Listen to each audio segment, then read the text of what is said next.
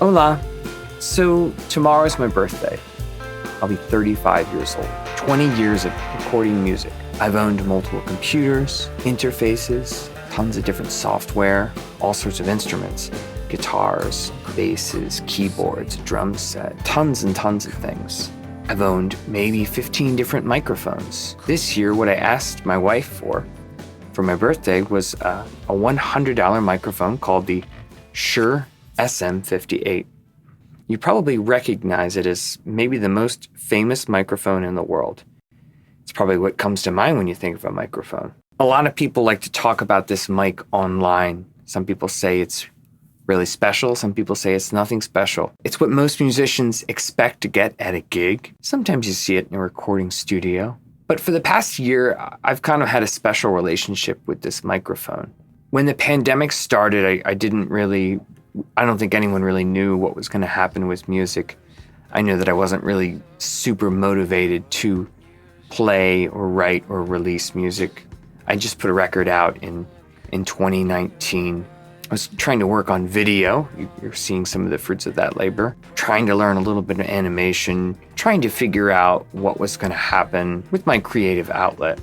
During this period of time, I'm going to say maybe November 2020, the last thing I felt like I wanted to do was to tangle all sorts of wires and connect my big fancy condenser microphones up and make really pristine, beautiful music. I spent a lot of time in recording studios these past 20 years. I've gotten to play with all sorts of microphones like Neumann U87s. I've sung into a U67 and AKG 414s and all sorts of fancy, expensive European microphones. All sorts of fun things that you get to read about on all sorts of forums. And I really enjoyed it. I got to hear where that money was going. I got to hear and see and understand how these pieces work. But what I kind of learned over these past couple years is that as I became more confident as a musician, I learned to trust my own instincts about what I wanted in my record, what I think sounded really good. And as the pandemic kind of went on and I was ready to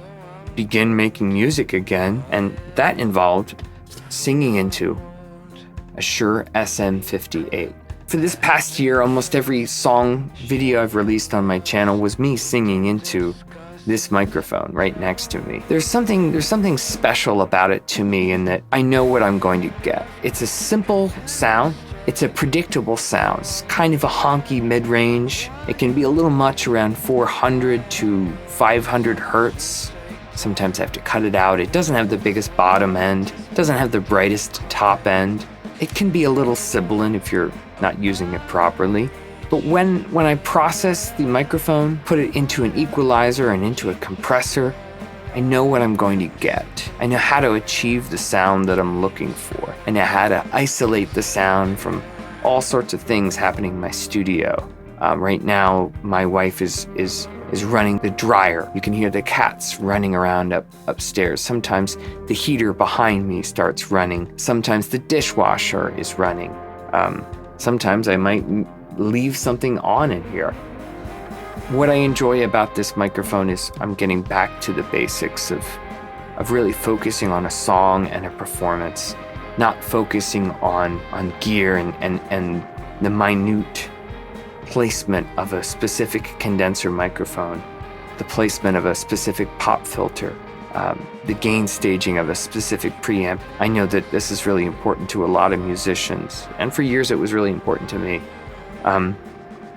But for the past year, I really wanted to reconnect with songwriting, arranging, trying to stay connected to this creative process in the middle of a pandemic. And to me, that involved trying to get back to the roots of making music, and that means in the simplest way possible, singing into a microphone, recording it, mixing it, and releasing it. If you've never had any experience with this microphone, I encourage you to check it out. I've used it obviously on vocals. I've used it in the middle of a drum kit. Keeping things simple has been really eye-opening to me in that I feel like I've been able to focus on arranging, finishing songs and releasing songs. I've been trying to release around one song a month this past year. And for those of you who are not musicians, it's actually quite a lot. And the reason I wanted to talk about this is, as I'm getting older, my values around recording music and my value around music is changing. I feel that I used to be really hung up on needing to own a certain piece of gear. Taking things that I read on the internet as the gospel, that I had to have a Neumann U87, a U67, an AKG 414. My goal this year has been to reconnect with music and make it in the most simplest way possible. Limiting myself to pretty much just using this microphone right here has been really, really wonderful. I've recorded so much stuff that I'm really, really proud of. I've released so much stuff that I'm really, really proud of. And I'm ready to record more things. I hope that I can share more insights like this in the future. I want this channel to be kind of focused around making creative choices and kind of staying inspired to make music, not only for you, but also for myself. I thought I would leave you with some examples of how this microphone sounds in a mix and how good it really can sound in a studio setting.